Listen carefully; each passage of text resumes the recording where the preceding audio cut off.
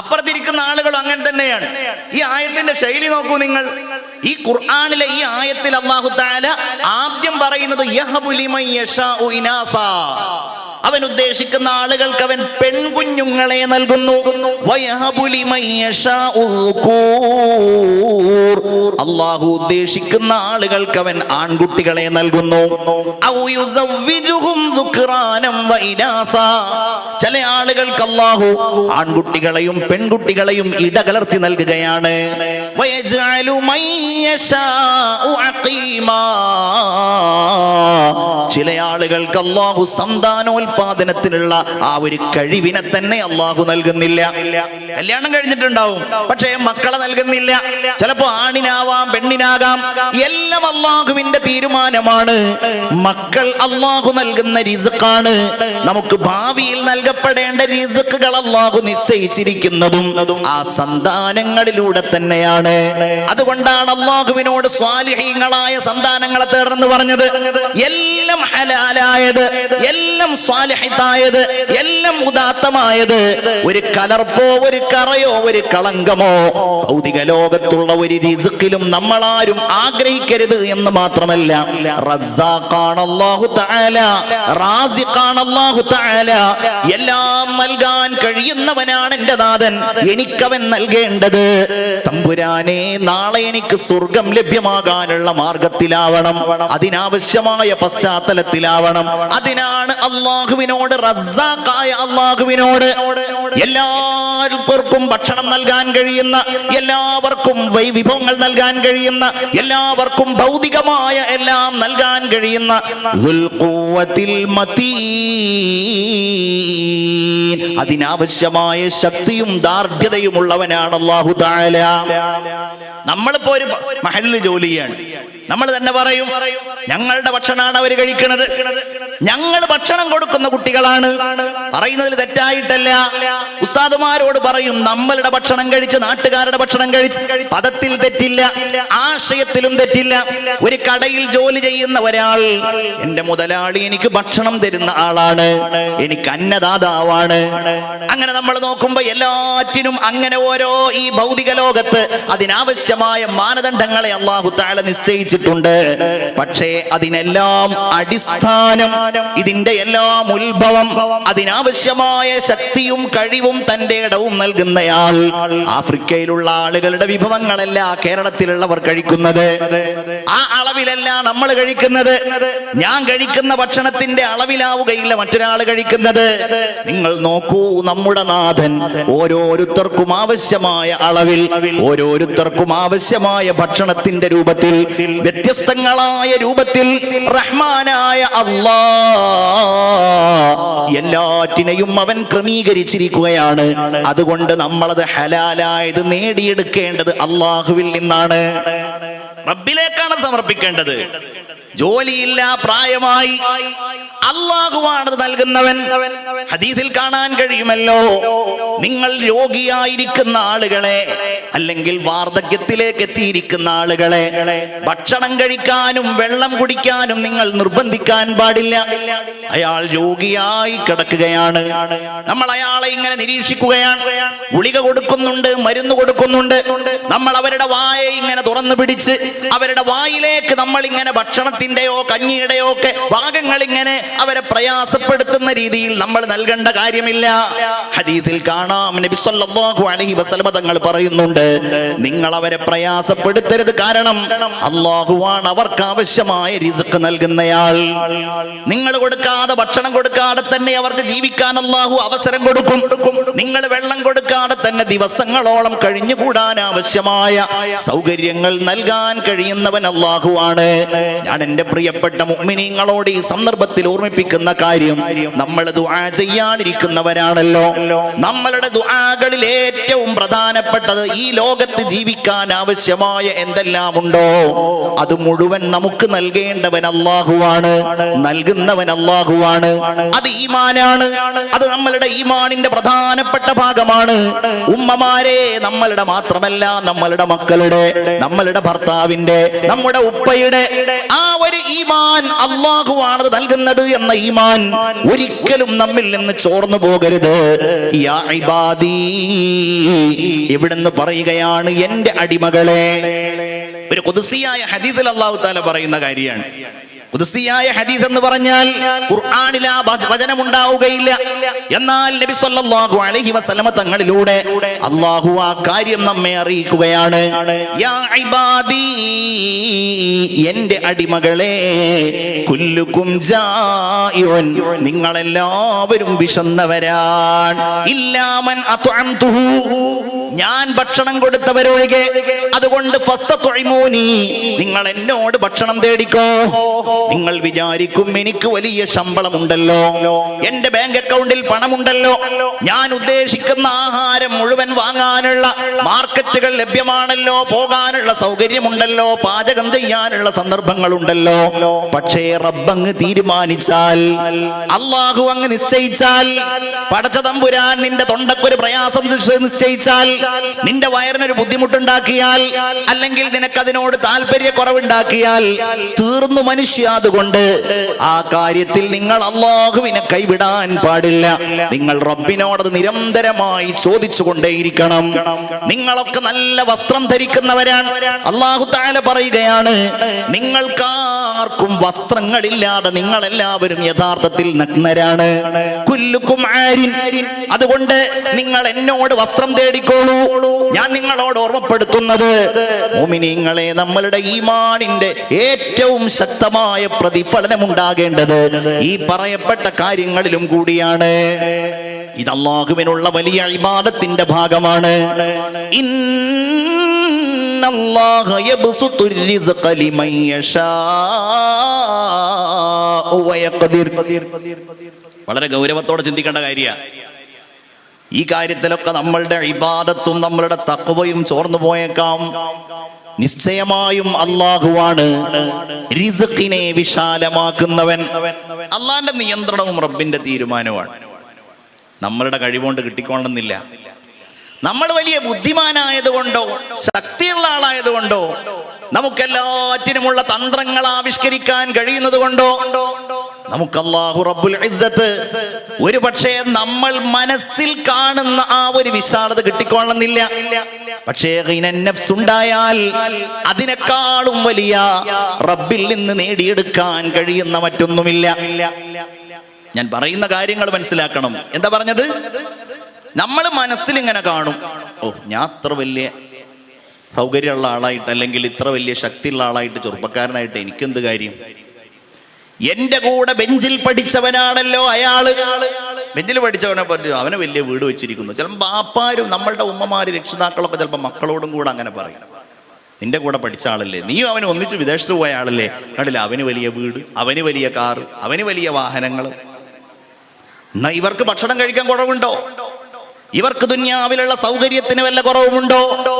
അവിടെയാണ് അല്ലാഹു തആലയാണ് ഇതിന്റെ തീരുമാനം എടുക്കുന്ന ആള് എന്നുള്ള കാര്യത്തിലുള്ള നമ്മളുടെ വിശ്വാസക്കുറവ് വരുന്നത്.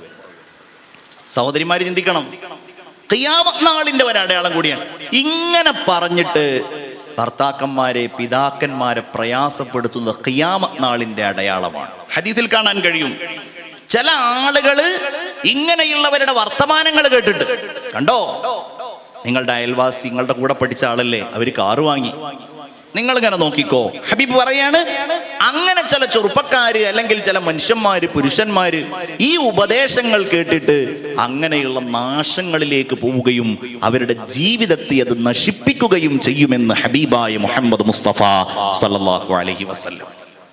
നിങ്ങൾ ചിന്തിക്കൂ, അല്ലാഹു തആല റിസ്ഖിനെ വിശാലമാക്കുന്നു പറഞ്ഞാൽ എന്താണ്?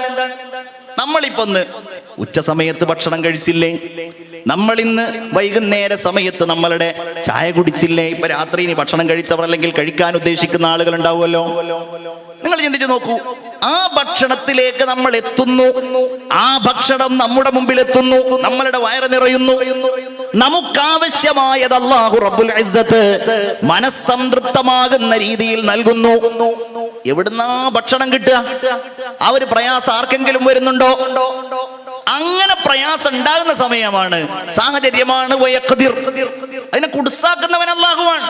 അത് അള്ളാഹുവിന്റെ പരീക്ഷണമായിട്ടുണ്ടാവും. എവിടുന്നാ ഭക്ഷണം കിട്ടുക, എവിടുന്നാണത് കഴിക്കുക, അല്ലെങ്കിൽ ഭക്ഷണം ഉണ്ടത് കഴിക്കാൻ കഴിയുന്നില്ലല്ലോ. അള്ളാഹുവാണത് തീരുമാനിക്കുന്നവൻ. റഹ്മാനായ റബ്ബ് സുബ്ഹാനഹു വ തആലയാണ് ആ കാര്യങ്ങളെ നിയന്ത്രിക്കുന്നയാൾ. ഇതിൽ അള്ളാഹു നമ്മളെ പഠിപ്പിക്കുന്ന ഒരു കാര്യമുണ്ടല്ലോ, നിങ്ങൾക്ക് അള്ളാഹു ഇനി എല്ലാ കാര്യങ്ങളിലും വിശാലത നൽകിയാൽ ഇതെന്റെ കഴിവ് കൊണ്ട് ഞാൻ നേടിയെടുത്തതാണ് പറഞ്ഞു പോകരുത്. അല്ലാഹു തആല നൽകുന്ന ഏതെങ്കിലും ഭൗതികമായ വിഭവങ്ങൾ മറ്റുള്ളവർക്ക് നൽകുന്ന സാഹചര്യമുണ്ടായാൽ നമ്മളുടെ വർത്തമാനങ്ങളിൽ ഈമാൻ നഷ്ടപ്പെടുത്തുന്ന സാഹചര്യങ്ങൾ നമ്മൾ പ്രതിഫലിപ്പിക്കരുത്. ഉണ്ടാവാൻ തന്നെ പാടില്ല. ഇനി ഞാൻ അവർക്ക് കൊടുക്കില്ല, ഉദാഹരണം, ഇനി ഞാൻ അവർക്ക് ഭക്ഷണം കൊടുക്കില്ല, ഇനി ഞാൻ അവരെ സഹായിക്കുകയില്ല. അല്ലെങ്കിൽ മാതാപിതാക്കൾക്ക് 4-5 മക്കളുണ്ട്, മാതാപിതാക്കൾക്ക് വല്ലതും കൊടുക്കുമ്പോ ഞാൻ ഇനി അവർക്ക് കൊടുക്കില്ല, കൊടുത്തതിന് അവർ നന്ദി കാണിക്കുന്നില്ല. സഹോദരന്മാർക്ക് കൊടുക്കില്ല. വേറെ ചിലപ്പോൾ വേറെ ഏതെങ്കിലും കാര്യത്തിന് വേണ്ടി പറയുമ്പോൾ പറയും, ഇത് ഞാൻ എന്റെ കഴിവ് കൊണ്ട് നേടിയെടുത്തുണ്ടാക്കിയതാണ്. നമ്മളൊക്കെ അങ്ങോട്ട് പറയും, ഞാൻ ശരിക്ക് കഷ്ടപ്പെട്ടുണ്ടാക്കിയതാണ്. വേറെയുള്ളവര് കടന്നുറങ്ങുമ്പോ ഞാൻ ഉണർന്നിരിക്കുകയായിരുന്നു, ഞാൻ വിശപ്പും ദാഹവും സഹിച്ചുണ്ടാക്കിയതാണ്. ഞാനിത് പറയുന്നത്, ഇങ്ങനെയൊക്കെ പറയുന്നത് പൂർണ്ണമായിട്ടും മഹാ അബദ്ധവും തെറ്റാണെന്നുള്ള അർത്ഥത്തിലും അല്ല. പക്ഷെ ആ പറയുന്ന സാഹചര്യത്തിൽ എന്താണ് അവന്റെ മനസ്സിന്റെ അകത്തുള്ള വിചാരം, അവിടെയാണ് പ്രശ്നം, അവിടെയാണ് പരാജയപ്പെടുക. ഇതാരുടെ വർത്തമാനമാണ്? നിങ്ങൾ നോക്കണം, ഇതാരുടെ വർത്തമാനമാണ്? ആരാണ് ഇങ്ങനെ പറഞ്ഞത്? ഇതെല്ലാം ഞാൻ ഉണ്ടാക്കിയതാണെന്ന് ആരാ പറഞ്ഞത്? നമ്മൾ ചിന്തിച്ചു നോക്കണം. ഞാൻ 2 സന്ദർഭങ്ങൾ പറയുകയാണ്. ഒന്ന്, മഹാനായ സയ്യിദുനാ അബൂബക്കർ സിദ്ദീഖ് റളിയല്ലാഹു തആല അൻഹു. മഹാനവറുകളുടെ ജീവിതത്തിൽ നേരിടേണ്ടി വന്ന വലിയ പരീക്ഷണങ്ങളിൽ ഒന്നായിരുന്നു മഹാനവറുകളുടെ മകളായ ആയിഷ റളിയല്ലാഹു അൻഹക്കെതിരായി മദീനയിൽ ഉണ്ടായിരുന്ന കപടവിശ്വാസികൾ കുപ്രചാരണം നടത്തി പ്രയാസപ്പെടുത്തിയ സന്ദർഭം. ഞാനത് വിശദീകരിക്കുന്നില്ല. നബി സല്ലല്ലാഹു അലൈഹി വസല്ലമ തങ്ങൾക്കും ആയിഷ ബീവിക്കുമെതിരായി അവരുടെ ജീവിതത്തെ കളങ്കപ്പെടുത്തുന്ന രീതിയിൽ കപടവിശ്വാസികൾ, മുനാഫിഖുകൾ മക്കയിൽ വലിയ കുപ്രചാരണങ്ങൾ നടത്തി. ആയിഷ ബീവിക്ക് ദിവസങ്ങളോളം വലിയ മനപ്രയാസവും രോഗവും ഉണ്ടായി. റസൂലിന്റെ വീട്ടിൽ നിന്ന് അബൂബക്കർ എന്നവരുടെ വീട്ടിലേക്ക് ആയിഷ റളിയല്ലാഹു അൻഹ താമസിക്കേണ്ടി വന്നു, മാറിയിട്ട്. അങ്ങനെ കഴിഞ്ഞുകൂടി ദിവസങ്ങൾ കഴിയുമ്പോഴാണ് സൂറത്തുൻ നൂറിലെ 20ഓളം വരുന്ന ആയത്തുകൾ അവതരിപ്പിച്ച് അല്ലാഹു തആല ആയിഷ ബീവി റളിയല്ലാഹു അൻഹ നിരപരാധിയാണ് എന്ന് പ്രഖ്യാപിക്കുന്നത്. അപ്പൊ അല്ലാഹു തആല ആയിഷ ബീവിയെ സംബന്ധിച്ച് ആരൊക്കെയാണോ ഈ അപവാദ പ്രചാരണങ്ങൾ നടത്തിയത് അവർക്കെതിരായി കണിശമായ ശിക്ഷാ നടപടി സ്വീകരിക്കണം എന്ന് പ്രഖ്യാപിക്കുകയുണ്ടായി. ഒരാളെ സംബന്ധിച്ച് വ്യഭിചാരോപണം പറയാ, ഖദ്ഫ് പറയാന്നാ പറയാ. അങ്ങനെ പറഞ്ഞിട്ടുണ്ടെങ്കിൽ അയാൾക്ക് ഇസ്ലാമിക കോടതിയാണ് എങ്കിൽ നൽകപ്പെടുന്ന ഒരു ശിക്ഷയുണ്ട്, 80 അടിയടിക്കുക. അതാണ് ഒന്നാമത്തെ ശിക്ഷ. അയാളുടെ സാക്ഷ്യം സ്വീകരിക്കാതിരിക്കുക, ആ ശിക്ഷ കഴിഞ്ഞിട്ടുണ്ടാകുന്ന വേറൊരു സംഗതിയാണ് അയാളുടെ സാക്ഷ്യം സ്വീകരിക്കാതിരിക്കുക. മാത്രമല്ല, അയാൾ ഏറ്റവും വലിയ ദുർമാർഗിയായിട്ട് പ്രഖ്യാപിക്കപ്പെടുക, അതിന്റെ ഭാഗമാണ്. അങ്ങനെ ഈ റസൂലുള്ളാഹി സ്വല്ലല്ലാഹു അലൈഹി വസല്ലം തങ്ങളുടെ സ്വഹാബികൾക്കിടയിൽപ്പെട്ട ചില മഹാന്മാരായ ആളുകൾ ഈ കപടവിശ്വാസികൾ പറയുന്നത് തെറ്റാണ് എന്ന് മനസ്സിലാക്കാതെ അവരും ചില ആളുകൾ ഈ കാര്യങ്ങൾ ഒന്നുകിൽ അവർ കേട്ടു അല്ലെങ്കിൽ അവർ സംസാരിച്ചു. സംസാരിക്കാന്ന് പറഞ്ഞാൽ എങ്ങനെ? നമ്മൾ എവിടെയെങ്കിലും എന്തെങ്കിലും കേട്ടിട്ട് പറയില്ലേ, നീ അറിഞ്ഞോ? അപ്പൊ നമ്മൾ പറയും, ഇല്ല ഞാൻ അറിഞ്ഞിട്ടില്ല. അന്ന് അങ്ങനെയൊക്കെ ഉണ്ടായി എന്ന് പറഞ്ഞിട്ട് നമ്മൾ അറിയുന്ന ഈ ഒരു കാര്യം പൊടിപ്പും തൊങ്ങിലും വെച്ച് പറഞ്ഞു കൊടുക്കൂലേ? അതുപോലെ സ്വഹാബികൾ ഇങ്ങനെ, അവർ കുറ്റായിട്ടല്ല. എന്താണ് ഇപ്പൊ സ്വഹാബികളെ സംബന്ധിച്ച് നമ്മളങ്ങനെ തെറ്റിദ്ധരിക്കാൻ പാടില്ല. എന്താണ് ഇപ്പൊ നമ്മളിപ്പോ ഇവിടെ ഒരു പ്രശ്നങ്ങൾ അറിഞ്ഞോ അങ്ങനെയൊക്കെ ചോദിച്ചു അവര്. അങ്ങനെ ചോദിച്ച ആളുകളുടെ കൂട്ടത്തിലുണ്ടായിരുന്ന സ്വഹാബിയാണ് മഹാനായ മിസ്തഹ് റളിയല്ലാഹു അൻഹു. എല്ലാവരും പറയൂ റളിയല്ലാഹു അൻഹു. ബദറിൽ പങ്കെടുത്ത മഹാനായ സ്വഹാബിയായിരുന്നു.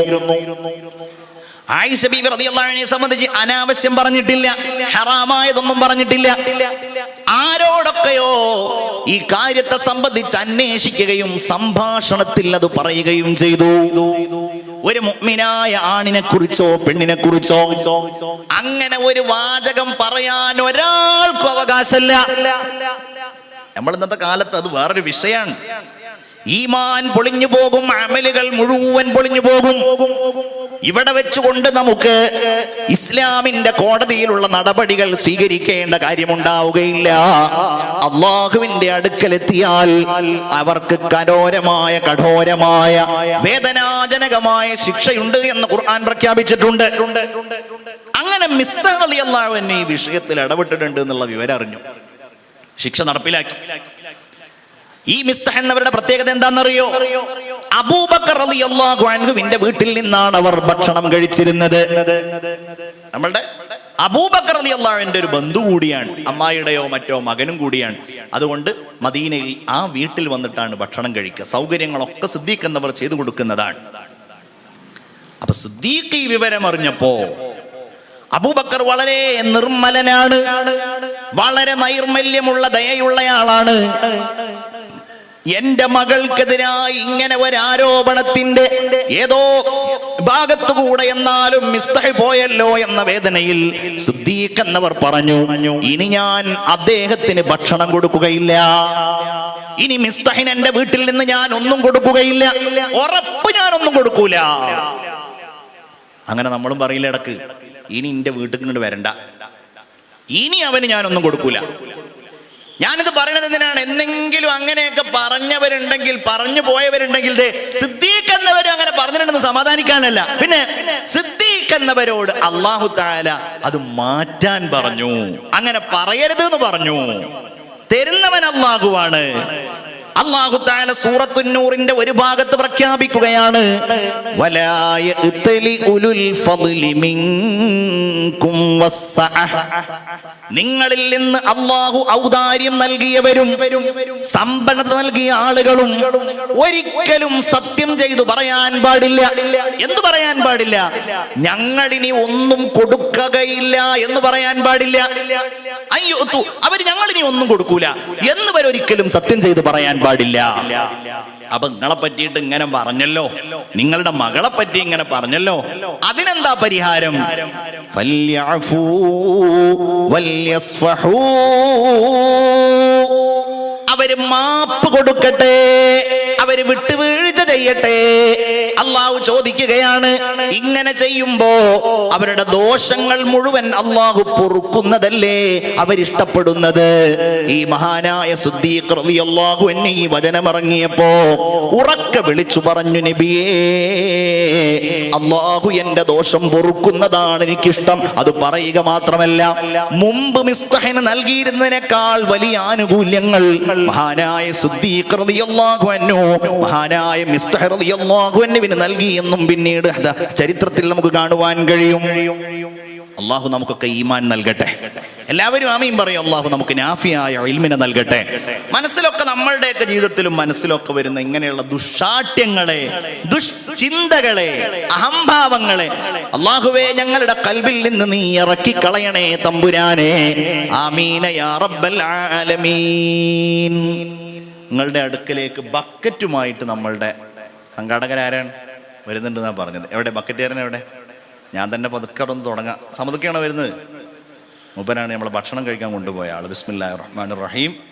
ചെറിയ ബക്കറ്റാണ്, പെട്ടെന്ന് നിറയും. അപ്പം റിസ്ക്കിനെ പറ്റിയിട്ടാണല്ലോ പറയണത്. നല്ലൊരു നിയ്യത്തോടെ ബിസ്മില്ലാഹിർ റഹ്മാനിർ റഹീം മിമ്മാ റസഖ്നാകും എന്നാണ് ഖുർആനിൽ പറഞ്ഞത്. നമ്മൾ നൽകിയതിൽ നിന്ന് ഇൻഷാ അല്ലാഹ് വഅൻഫിഖൂ, നിങ്ങൾ ചെലവഴിക്കുക. അപ്പൊ ആ ഒരു വാള് കേൾക്കുന്ന മുഅ്മിനീങ്ങൾ നല്ലൊരു സ്വതക്ക 10 രൂപയൊക്കെ കൊടുക്കാൻ വേണ്ടിയിട്ട് ഇങ്ങനെ റെഡിയായി വന്ന ആളുകളുണ്ടാവും. അവരൊക്കെ അതൊരു 100 അല്ലെങ്കിൽ ഒരു 50 200 500 നല്ലൊരു സ്വതക്ക. എല്ലാവരും ആമീൻ പറയും. അല്ലാഹുവേ, നിയ്യത്തുകളെ നീ പൂർത്തിയാക്കണേ തമ്പുരാനെ. എന്ത് മുറാദോടെയാണോ അത് കൊടുക്കുന്നത് നീ ഹാസിലാക്കണേ റഹ്മാനെ. അപ്പൊ നമ്മൾ പറഞ്ഞ രണ്ടാമത്തെ കാര്യം എന്താണ്? എന്റെ അഭിപ്രായത്തിൽ അത് എന്റെ കഴിവുകൊണ്ട് കിട്ടിയതാണ്. ഞാൻ ഗൾഫിൽ പോയി അധ്വാനിച്ചത് കൊണ്ട് കിട്ടിയതാണ്. മുഅ്മിനീങ്ങളെ, വളരെ ഗൗരവമേറിയ ഒരു പദമാണത്. നമ്മൾ നമ്മളുടെ മക്കൾക്ക് ഒരിക്കലും കൈമാറാൻ പാടില്ലാത്ത, വളരെ പ്രയാസപ്പെടുത്തുന്ന ഒരു പ്രത്യേകമായിരിക്കുന്ന ഒരു പ്രസ്താവന കൂടിയാണത്. മക്കളുടെ മുമ്പിൽ പോലും, ഭാര്യയുടെ മുമ്പിൽ പോലും മുഅ്മിനീങ്ങളെ നമ്മളത് പറയാൻ പാടില്ല. ഭാര്യയോട് പറയാൻ പാടില്ല, മക്കളോട് പറയാൻ പാടില്ല. കാരണം നമുക്ക് അല്ലാഹു റബ്ബുൽ ഇസ്സത്ത് ഏൽപ്പിച്ച ദൗത്യം കൂടിയാണ്. ഇവർക്കൊക്കെ നമ്മൾ അധ്വാനിച്ച് പ്രയാസപ്പെട്ടിട്ടോ അധ്വാനിച്ചിട്ടോ നമ്മൾ ഇവർക്ക് ആവശ്യമായ ഭൗതികമായ സൗകര്യങ്ങൾ നൽകുക എന്നുള്ളത്. തന്നെയല്ല, ആ ഭാര്യയും മക്കളെ ഒക്കെ അല്ലാഹു തആല നമുക്ക് നൽകിയത് കൊണ്ടാണ് നമുക്ക് അല്ലാഹു തആല ഗിന നൽകിയത് എന്ന് ഖുർആനിൽ അല്ലാഹു പറയാണ്. നീ ഒറ്റക്കായിരുന്നെങ്കിൽ അല്ലാഹു ഇത്രയും തന്നോളന്നില്ല, അല്ലേ? നമ്മൾ ചോദിക്കും, എന്താ മോന്റെ കല്യാണം നടത്തുന്നില്ലേ? എന്താ മറുപടി? എങ്ങനെ ഇപ്പൊ അവനെ കൊണ്ട് കല്യാണം കഴിപ്പിക്കുക? അവന്റെ അടുക്കൽ എന്താ ഉള്ളത് ചോദിക്കും. കുട്ടികളോട് നമ്മൾ ചോദിക്കുകയാണ്, എത്ര വയസ്സായി? 26 വയസ്സായി. എന്താ പെണ്ണൊന്നും കിട്ടുന്നില്ലേ? എന്തേട്ടാ ഞാൻ പെണ്ണ് കെട്ടുക? മനുഷ്യ, അള്ളാഹു ഏറ്റെടുത്ത കാര്യമല്ലേ? പടച്ചോനെ ഏറ്റെടുത്ത കാര്യമാണ് എന്ത്? നീ ധൈര്യമായിട്ട് കല്യാണം കഴിച്ചോ. നമ്മളിപ്പോ ഈ ഒരു നിക്കാഹിന്റെ സദസ്സിൽ പോയാല് ഞാൻ പലപ്പോഴും ചിന്തിക്കാറുണ്ട്, നിക്കാഹിന്റെ സദസ്സിൽ അവിടെ ഉണ്ടാകുന്ന ഖുതുബയുണ്ട്. ആ ഖുതുബ ശരിക്ക് ആ നിക്കാഹ് ചെയ്യുന്ന ചെറുപ്പക്കാർക്ക് മാത്രമുള്ളതല്ല, ആ നിക്കാഹ് ചെയ്യുന്ന കുട്ടികൾക്ക്, വലിയനും അതല്ലെങ്കിൽ അവിടെയുള്ള പിന്നെ പുതിയാപ്പിളക്കും മാത്രമുള്ളതല്ല. അവിടെ ആ നിക്കാഹ് വിജയിപ്പിക്കാൻ വേണ്ടി വന്നിരിക്കുന്ന ബന്ധുക്കൾ ഉണ്ടാവും, മിത്രാദികളൊക്കെ ഉണ്ടാവും, അവർക്ക് കൂടെ ഉള്ളതാണ്. എന്താണ് അല്ലാഹു തആല പറയുന്നത്? വഅൻകിഹുൽ അയാമാ മിൻകും, അല്ലേ? ഇവിടെ നടത്തുകയാണല്ലോ, ഇവിടെ നടത്തുകയാണ്. പിന്നെ പറയുന്നത് ആരോടാ? ബാക്കിയുള്ളവരെ വാങ്കിഹു, നിങ്ങളൊക്കെ കല്യാണം കഴിച്ചു കൊടുക്കൂ. ആർക്ക്? അൽ അയാമ. നിങ്ങളുടെ വീട്ടിൽ മകൾ കല്യാണപ്രായം എത്തിയിട്ട് കല്യാണം കഴിച്ചതിനെ പറ്റി ആലോചിക്കാത്ത സാഹചര്യം ഉണ്ടോ? അവൾക്ക് നല്ല പുതിയാപ്പിളയെ കണ്ടെത്ത്. അവിടെയുള്ള ആൺകുട്ടികളുണ്ടോ 24, 25, 23 ഒക്കെ വയസ്സായവര്? നിങ്ങൾ കല്യാണം കഴിച്ചു കൊടുക്ക്. പൈസ അല്ലല്ലേ? വസ്സാലിഹീന, നല്ലവരൊക്കെ നിങ്ങൾ കല്യാണം കഴിച്ചു കൊടുക്ക്. നിങ്ങളുടെ മിൻ ഇമാഇക്കും വ ഇബാദിക്കും മിൻ വഅൻകിഹുൽ അയാമാ മിൻകും വസ്സാലിഹീന മിൻ ഇബാദിക്കും വ ഇമാഇക്കും. പറയാൻ യകൂനു ഫുഖറാ, അവര് പൈസ ഇല്ലാത്തവരാണോ? യുഗ്നിഹിമുല്ലാഹു മിൻ ഫളിലി, അല്ലാഹു അവന്റെ ഔദാര്യത്തിൽ നിന്ന് അവർക്ക് ഗിന നൽകുന്നതാണ്. അപ്പൊ കല്യാണമൊക്കെ കഴിഞ്ഞാല് അവർക്കത് ജോലി ചെയ്യാനുള്ള ഒരു അവസരം അല്ലാഹു കൊടുക്കും. വിദേശത്ത് പോയാൽ അല്ലാഹു റിസ്കിന്റെ കവാടങ്ങൾ തുറന്നു കൊടുക്കും. എന്താ കാര്യം? ഇതുവരെ അവരുടെ ഉത്തരവാദിത്തത്തിലില്ലാത്ത ആളുകൾ ഇതാ ഉണ്ടാവാൻ തുടങ്ങിയിരിക്കുന്നു. അത് അല്ലാഹു ഏറ്റെടുത്തതാണ്. അതുകൊണ്ട് ഞാൻ പറഞ്ഞത്, നമ്മളുടെ ഭാര്യയോടത് പറയേണ്ട കാര്യമില്ല, മക്കളോടത് പറയേണ്ട കാര്യമില്ല. അങ്ങനെ പറഞ്ഞവനാരാണ്? ഇന്ന ഖാറൂന കാന മിൻ ഖൗമി മൂസ ഫബഗാ അലൈഹിം വആതൈനാഹു മിനൽ കുനൂസി മാ ഇന്ന മഫാത്തിഹഹു ലതനൂ ബിൽ ഉസ്ബതി ഉലിൽ ഖുവ്വ. ഖാറൂൻ മൂസ അലൈഹിസ്സലാമിന്റെ അനുയായികളിൽപ്പെട്ടയാളായിരുന്നു. അനുയായികളിൽപ്പെട്ട ആള് പറഞ്ഞാൽ മൂസാ നബിയുടെ ഒരു സ്വഹാബി എന്ന് വേണമെങ്കിൽ പറയാം. മൂസാ നബിയുടെ ഏറ്റവും അടുത്തയാൾ. കിതാബ് അറിയാം, തൗറാത്ത് അറിയാം, ഇൽമ് അറിയാം, നന്നായിട്ട് ജ്ഞാനമുള്ള ആളാണ്. പക്ഷേ വഅതൈനാഹു മിനൽ കുനൂസ്, പടച്ചോൻ പറയണോ, അവനക്ക് ആവശ്യമായ റിസ്ഖും ആവശ്യമായ വലിയ സമ്പാദ്യമൊക്കെ നമ്മൾ തന്നെ കൊടുത്തത്. അപ്പൊ മൂസാ നബിയും കൂടെ ഉണ്ടായിരുന്ന മുഅ്മിനീങ്ങളൊക്കെ അവനോട് പല ഘട്ടങ്ങളിലും പോയി പറഞ്ഞിട്ടുണ്ട്. എന്ത്?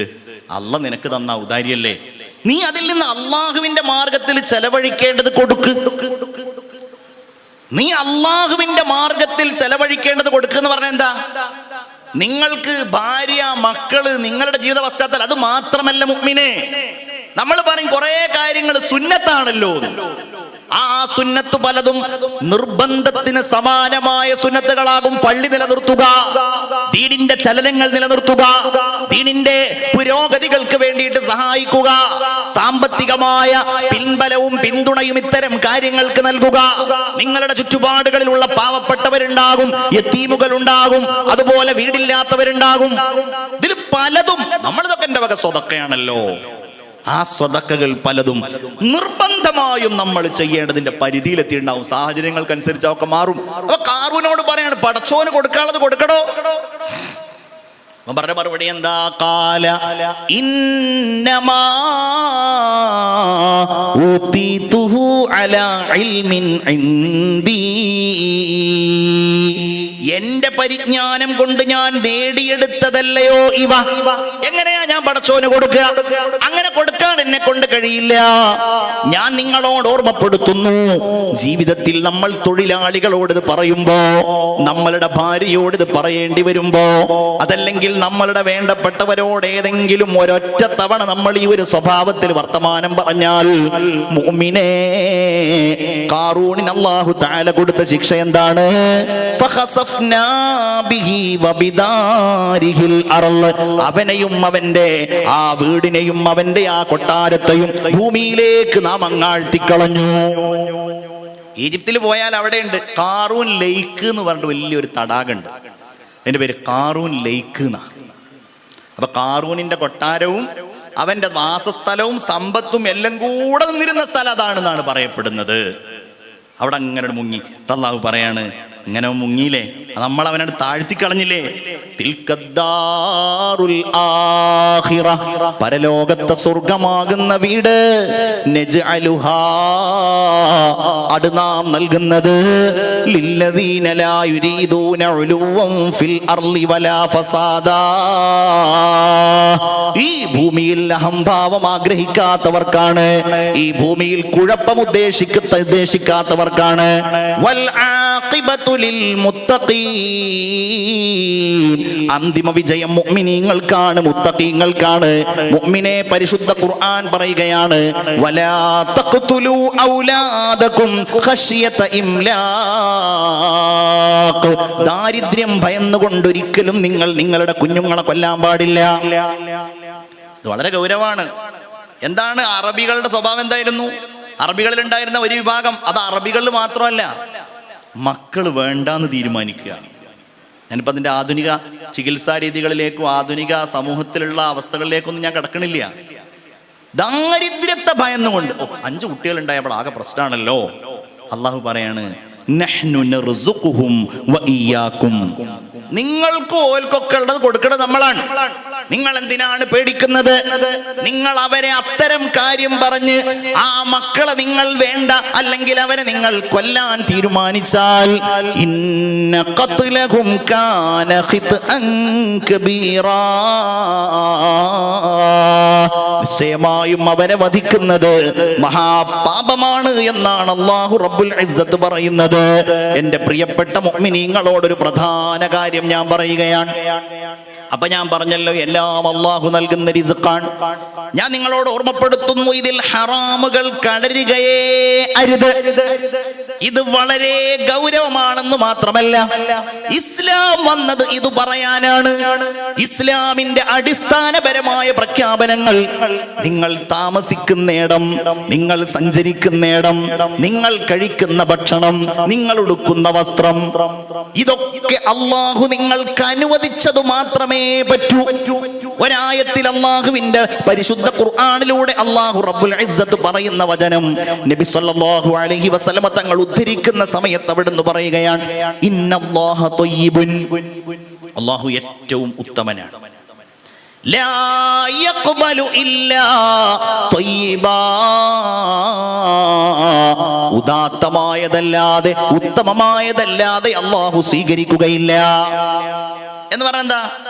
നിങ്ങൾ ഉദാത്തമായതല്ലാതെ അകത്തേക്ക് കൊണ്ടുപോയാൽ, നിങ്ങൾ പലിശ വാങ്ങിയാൽ, നിങ്ങൾ പലിശ ഉപയോഗിച്ച് വല്ലതും ചെയ്താൽ, നിങ്ങൾ ഹറാമായ സമ്പാദ്യം നിങ്ങളുടെ വീടുമായി, നിങ്ങളുടെ സ്വത്തുമായി ബന്ധപ്പെട്ട് ചേർത്ത് കഴിഞ്ഞാൽ, നിങ്ങളുടെ മക്കൾക്ക്, നിങ്ങളുടെ കുടുംബത്തിനൊക്കെ നിങ്ങൾ ആ ഹറാമിൽ നിന്ന് വല്ലതും കൊടുത്താൽ, ലാ യഖ്ബലു, അല്ലാഹു അത് സ്വീകരിക്കുകയില്ല.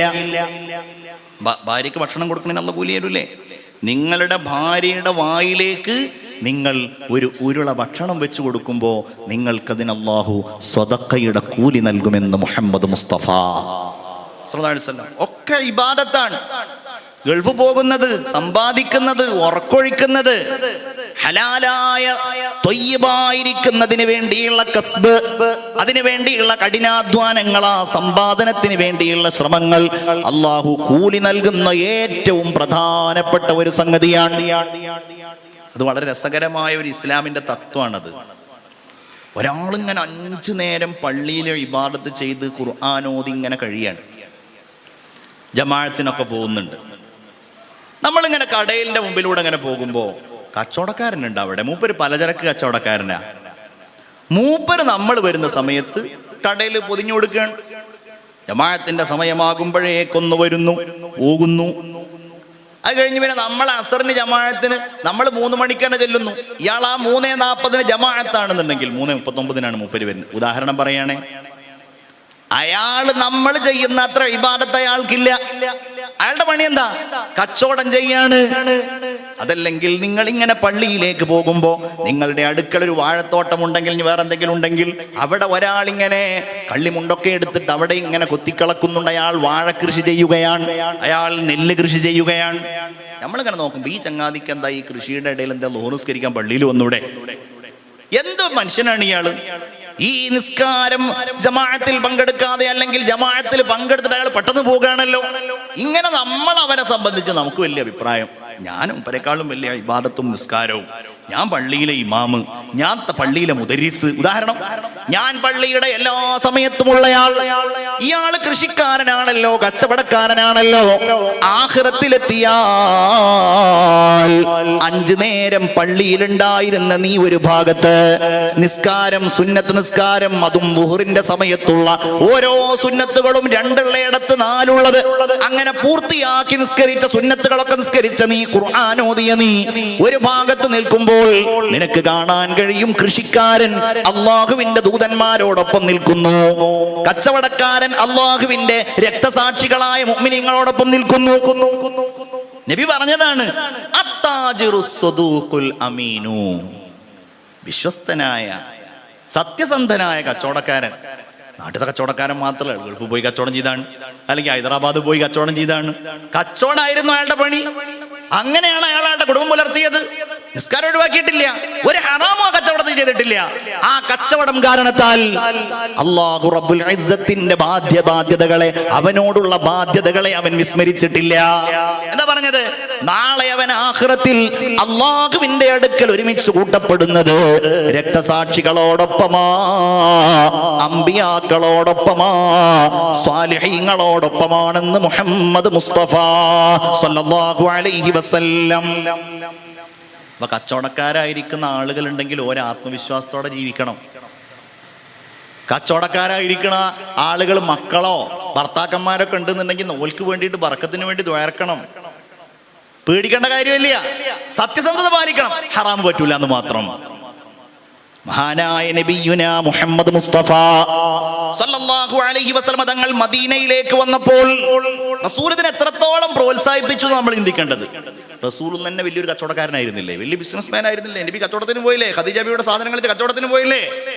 പിന്നെ റസൂലുള്ളാഹിക്ക് അല്ലാഹു തആല ഓരോ ഉത്തരവാദിത്തങ്ങൾ കൊടുത്തു. അത് നമുക്കൊക്കെ അള്ളാഹു തന്നതാണ്. എൻ്റെ പ്രിയപ്പെട്ട മുതഅല്ലിമീങ്ങളെ, നമുക്കൊക്കെ അള്ളാഹു തന്ന ഉത്തരവാദിത്തം നമ്മൾ മറക്കാൻ പാടില്ല.